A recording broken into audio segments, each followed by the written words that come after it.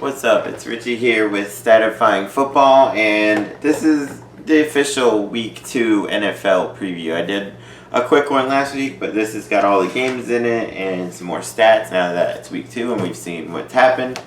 So let's just dive on in. The first is a Thursday night game, the Tampa Bay Buccaneers taking on the Carolina Panthers. The Tampa Bay Buccaneers, they lost their first game 31-17 to the 49ers.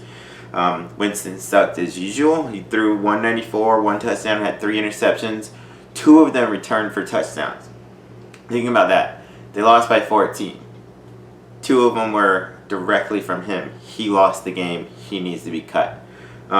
We did have 121 rushing yards. We had some good runs late in the game with Ronald Jones. Maybe we can get that. Our defense actually played pretty well. We only gave up 256 total yards, and Vernon Hargreaves did have a pick 6.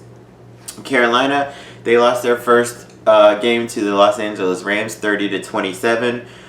Newton was okay, but Christian McCaffrey went off. He had 128 rushing yards and 2 touchdowns and had 10 receptions for 81 yards. They had 343 total yards, but their defense did allow 166 rushing yards to the Rams. And Carolina turned it over 3 times, which ended up costing them the game. I'm a Bucs fan. I want the Bucs to win, but I don't trust Winston one bit. I think Carolina wins this one. All right, going to the Sunday games. 49ers taking on the Bengals. 49ers beat the Bucs 31-17. Their offense really wasn't all that great for the 49ers. Garoppolo was okay, but their defense had 3 sacks. They had 3 picks. They had 2 pick sixes. They forced 4 turnovers. Where Cincinnati lost 21-20 to Seattle, a very tight game. Andy Dalton had a career day. He was 35 of 51 for 418 yards and 2 touchdowns. John Ross III had 7 catches, 158 and 2 touchdowns. They only ran for 34 yards, but they passed for 418 more. And they turned it over 3 times, which ended up costing them the game as well. Their defense did have 4 sacks, and they only allowed 233 total yards to Seattle. The turnovers did them in. I think they win this one against San Francisco. All right, then you got the Los Angeles Chargers and the Detroit Lions. Both teams went to overtime last week in the game. The Chargers beat the Indianapolis Colts in overtime 30-24. Rivers was Rivers. He threw for 333 yards, 3 touchdowns, 1 pick. Started his 209th consecutive game, puts him 3rd all time. Running back Austin Eckler filling in for Gordon, ran for 58 yards and a touchdown and had 96 receiving yards and 2 touchdowns, so he had a really good day from yards from scrimmage. Wide receiver Keenan Allen, 8 catches, 123 and a touchdown, and 435 total yards. Their defense did allow 203 rushing yards to the Colts and ran all over them, but the Chargers were able to win. Whereas Detroit had a big lead on Arizona. They had an 18-point lead in the 4th quarter and let Arizona come all the way back to tie, and it actually ended up in a tie. They tied Arizona 27-27. Matthew Stafford threw for 385 and 3 touchdowns. Wide receiver Danny Amendola, 7 catches, 104 and a touchdown. Rookie tight end T.J. Hawkinson from Iowa. He had a great first rookie game, 6 catches, 131, 1 touchdown. They had 477 total yards. Their defense did have 5 sacks in the game. I think this could be a pretty fun game to watch. Could be a little bit of a shootout by NFL standards. I'll go, I'm not sure who to go with here. I'll go Chargers here, but yeah, I'll go Chargers here. Vikings and Packers. Minnesota beat. They took on the Atlanta Falcons. They beat them 28-12. Kirk Cousins was only 8 of 10 for 98 yards. They didn't pass a whole lot because Dalvin Cook ran for 111 yards and 2 touchdowns. They ran for 172 as a team. Their defense had 4 sacks, 2 interceptions, only allowed 73 rushing yards, and forced Atlanta into 3 turnovers. Whereas Green Bay, yes, they won the first game against Chicago, but it was only 10-3. Rodgers, 203 passing, 1 touchdown. They only had 47 rushing yards. Their defense held Chicago to 46 rushing yards, and they did have 5 sacks on the game. This is kind of an interesting, it should be another pretty low-scoring game. I expect a lot of running. I kind of want to go Minnesota here, but Rodgers is Aaron Rodgers. I'll go Green Bay in this one. All right, the Indianapolis Colts taking on the Tennessee Titans. The Colts As I mentioned earlier, they lost in overtime to the Chargers, 30-24. Jacoby Brissett starting at quarterback because Andrew Luck retired. He had a really solid game, 21-27, 192 touchdowns. Marlon Mack, the running back, went off. He ran for 174 yards and 1 touchdown. He only had 22 rushing yards in the first half. He had 119 in the third quarter alone. They ran for 203 yards as a team. Their defense had 4 sacks in the game, and they came all the way back to tie. It just wasn't enough to win. Whereas Tennessee clobbered the Browns. They beat the Cleveland Browns 43-13. Marcus Mariota threw for 248 and 3 touchdowns. Rookie wide receiver A.J. Brown had 3 receptions for 100 yards. They ran for 123 as a team. Their defense had 5 sacks, 3 turnovers, a safety, and a pick 6. This is a really good game. This game, final game of last year, was for a playoff spot, which Indianapolis ended up winning. I'm not sure who to go with here. This is really a pick 'em. This should be a really tough, good game. I'm gonna go with Indy here in that running game. See if Matt can get that going again. The New England Patriots taking on the Dolphins is a mismatch. The Patriots, Brady went on Tom Brady on the Pittsburgh Steelers as they won 30-3. Brady threw for 341 yards and 3 touchdowns. And oh, by the way, he gets wide receiver Antonio Brown now, so whatever. They had 465 total yards. They only allowed 32 rushing yards to Pittsburgh, whereas Miami lost 59-10 to Baltimore. That's not a score that NFL teams score or allow. Like a blowout in the NFL is like 39-10, maybe 31-10, something like that. Not 59. That's unbelievably bad. Miami only had 21 rushing yards. They had 3 turnovers. They allowed 643 yards of offense to Baltimore. New England, they won't put up 643, but they might put up 500. I don't see this being close. I got New England. All right, Buffalo Bills taking on New York Giants. This actually should be close because they both kind of suck. Buffalo, they won their first game 17-16 over the New York Jets, but they were down 16-0, and the Jets missed the field goal and an extra point. They probably would have ended up winning, probably. Josh Allen, he still sucks as a quarterback. 254 passing, 1 touchdown, 2 picks. He ran for 38 yards and a touchdown. That's about what he can do. He doesn't need to be a quarterback. John Brown, 7 catches, 123 and a touchdown. They had 4 turnovers, and yet they won. Their defense did have 4 sacks. They allowed 223, but they still suck. The Giants also suck. They lost 35-17 to Dallas. Eli Manning threw for 306 and a touchdown. Running Saquon Barkley ran for 120 yards. Evan Ingram had 11 receptions for 116 and a touchdown. They had 2 turnovers. They did put up 470 yards of offense, but their defense allowed 494 yards of offense. I think the Giants bounce back and win here because the Bills do blow. All right, Seattle taking on the Steelers. Seattle, they won their first game 21-20 over Cincy. Wilson was so-so, 196 passing, 2 touchdowns. He only had 72 rushing yards. They won namely because they had 4 sacks and forced 3 turnovers and won a 1-point game. The Steelers, they lost 33-3 to New England. They only ran for 32 yards. Roethlisberger didn't do much. There really wasn't much to say. They just blew it in that game. I do think they bounce back, and this should be pretty even. But I gotta go with Seattle. I overall, normally I trust the Steelers and Roethlisberger. But that game, I mean, yes, it's the Patriots, but we'll see after this one. All right, Dallas and the Redskins. I think this should be a shootout. Dallas, they beat the Giants in their first game 35-17. Prescott had a perfect passer rating, 158.3. Don't ask me how they do that. It's a bunch of math formula shit. But he threw for 405, 4 touchdowns. They had 2 receivers go over 100 yards. Michael Gallup, 7 catches, 158. Amari Cooper, 6 catches, 106 and a touchdown. They had 494 yards of offense. However, this is why I think there could be a shootout.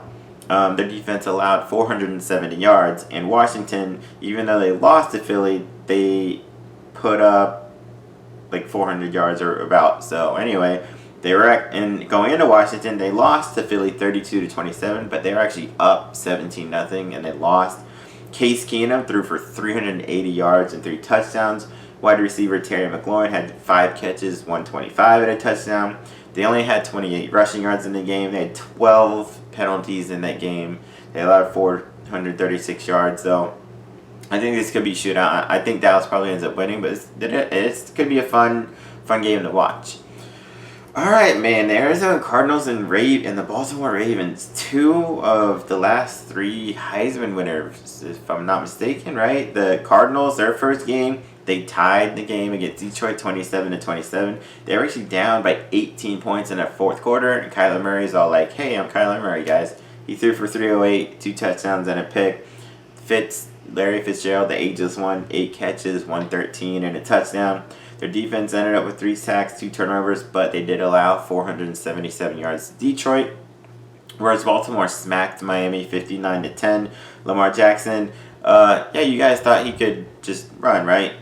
Perfect passer rating, 158.3, 17 of 20, 324 yards passing, 5 touchdown passes. More touchdown passes than incompletions. Think about that. Mark Ingram ran for 107 and 2 touchdowns. They ran for 265 as a team. They had 643 yards of offense. Their defense had 3 sacks, allowed 200 total yards, only 3 turnovers.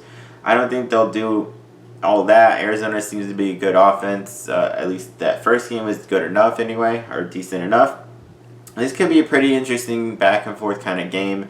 I don't expect both quarterbacks to do like that, what they did, but that should be a really fun one.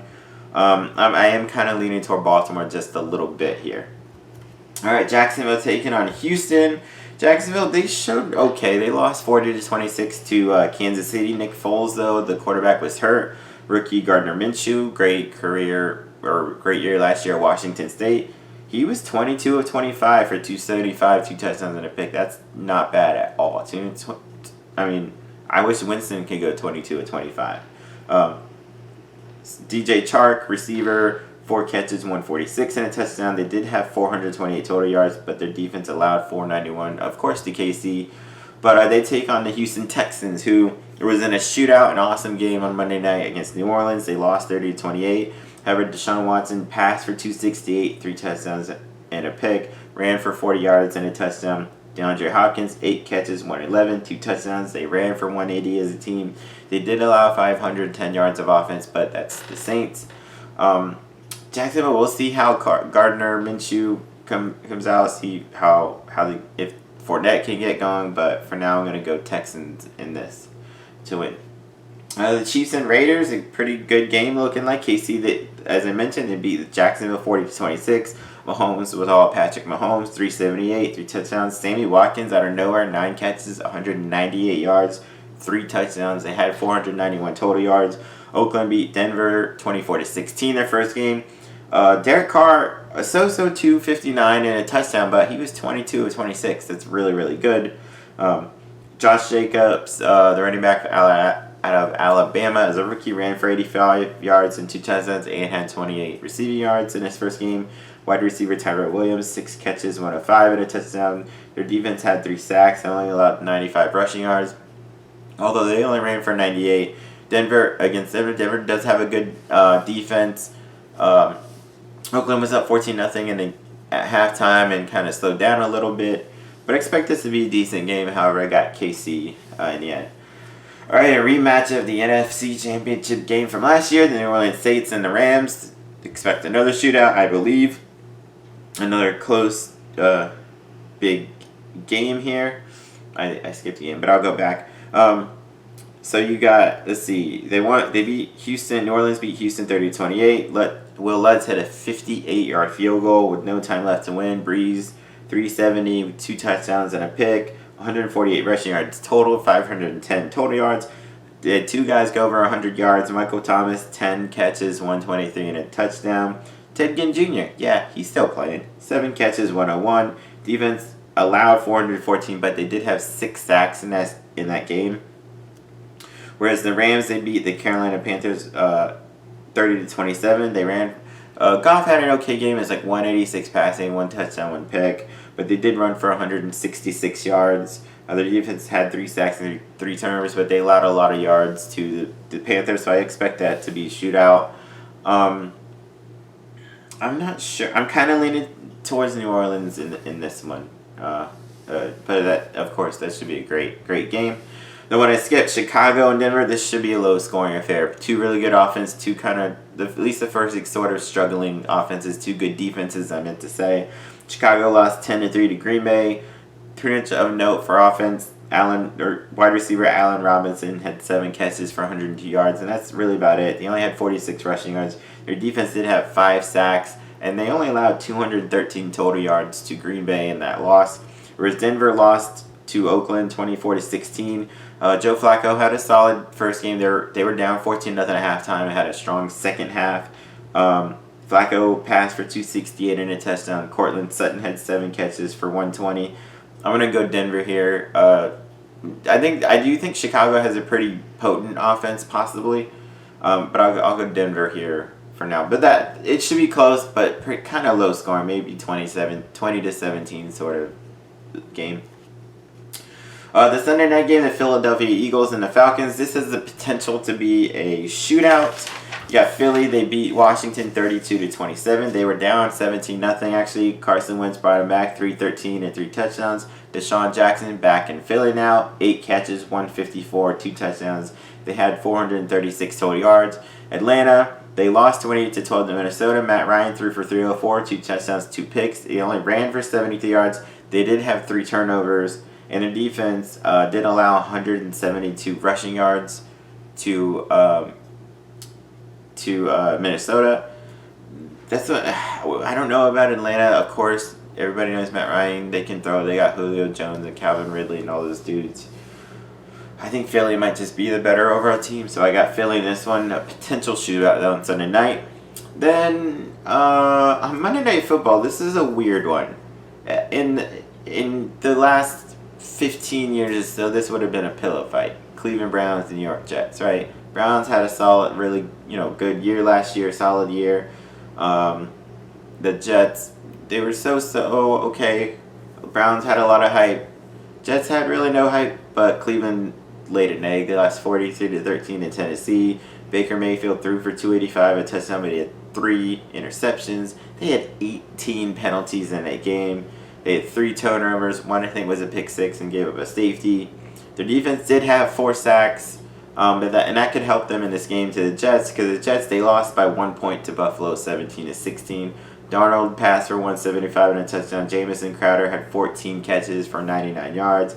They only had 223 yards in the game, but they lost by a point, and they missed a field goal and missed an extra point. I think the Browns, I don't think they're as bad as that 43-13 loss. I think the Jets played about what? I don't think Buffalo is very good either. I think the Jets played about as good, but they were kind of average. I think the Browns ended up bouncing back with a possible. I think they probably win here, but it should be at least close anyway. All right, there's my NFL previews. Actually, this time a lot of you wanted it, so there you go. Hopefully it worked, and let's see how it goes. Subscribe to my channel, like my videos, share them, do whatever. Ask me questions, leave comments. Peace. Don't feel like home. Don't feel like home.